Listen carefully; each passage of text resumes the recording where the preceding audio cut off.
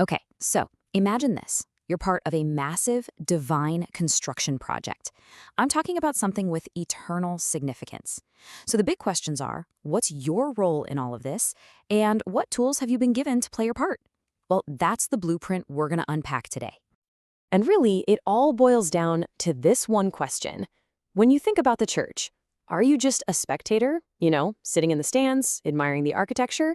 Or are you actually on the work site, tool in hand, getting your hands dirty and building?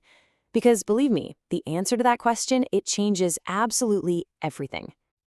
So, to really get a handle on our role, we first have to completely reframe how we think about the church. Let's just toss out that old idea of it being a museum for saints, right? Instead, I want you to picture a bustling, divine construction site, a temple that's very much still a work in progress. The Bible uses this incredible image. It says believers are living stones. Think about that. We're not cold, finished bricks just sitting in a wall. No, we're dynamic, living components that are actively being fitted together. And the key phrase right there is being built. That's not past tense. It's happening right now. It's an ongoing action. And this really sets up a huge contrast in how we see things. On one hand, you have the common view of the church as this finished cathedral. It's a place you go to, you attend, you observe. But the biblical view, it's totally different. It's an active work site, a dynamic project where every single one of us is a necessary builder. So here's the crucial takeaway from this first part. This whole project, it isn't just something you do. It's a core part of who you are. Back in the Old Testament, the temple was literally the center of Israel's identity. And the New Testament writers take that exact same idea and apply it to the local church for believers today. Your identity is fundamentally deeply tied to this building process. All right, so if we're all builders on this divine work site, well, we're going to need some tools, right? And that is exactly what spiritual gifts are. They're the tools God provides for the job. So let's open up this toolbox and see what's inside. Okay, now I want you to pay really close attention to two phrases here. First, to each one. What does that mean? It means every single believer gets a gift. No exceptions. This isn't just for pastors or some kind of super Christians. It's for everyone. And then second, notice this, for the common good. This part is so critical. The tools aren't for you. They're not for your own benefit. They're for building up everyone else. So that gives us a pretty solid working definition, right? A spiritual gift isn't just a natural talent, like being a great singer or something. It's way more than that. It's a specific, divine ability that's powered by God himself for one very clear purpose, to serve other people and to build up the church. It's fundamentally 100% others-focused. And just take a look at the variety inside this toolbox. I mean, wow.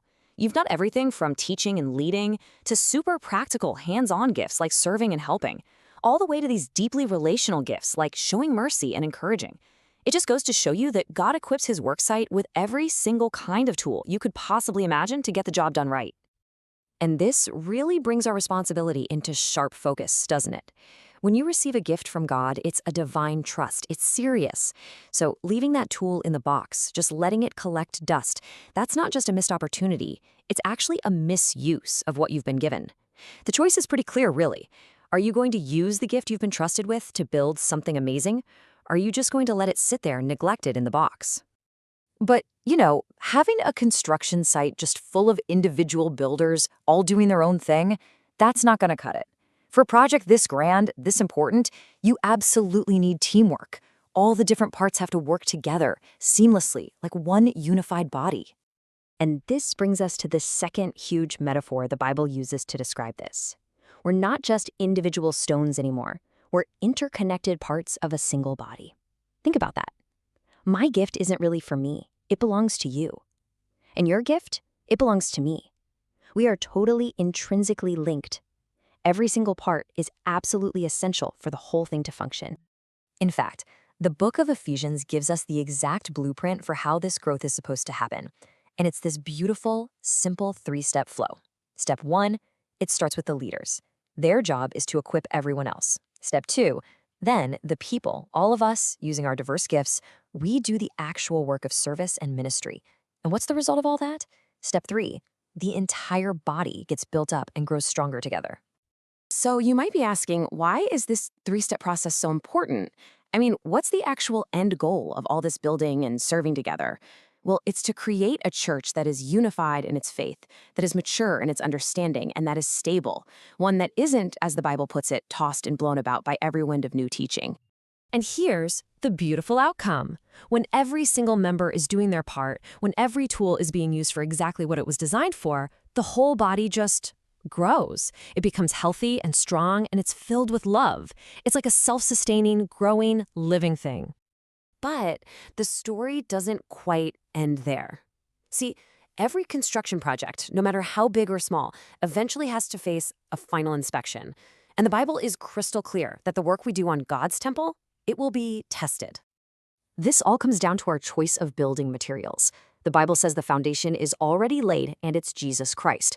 But what we build on top of that foundation, well, that falls into two very different categories. You can either build with things that have eternal value, gold, silver, precious stones, which represent work done for God's glory, or you can build with cheap, temporary, flammable stuff, wood, hay, and straw, which represents work done for yourself. And this is the final inspection. The day of judgment is described as a fire that will reveal the true quality of our work. And here's the crucial part. The fire doesn't test the quantity of our building, how much we did, but its quality. It tests the motivation, the substance behind every single thing we've done. So this brings this whole discussion right back to a very personal question for you and for me.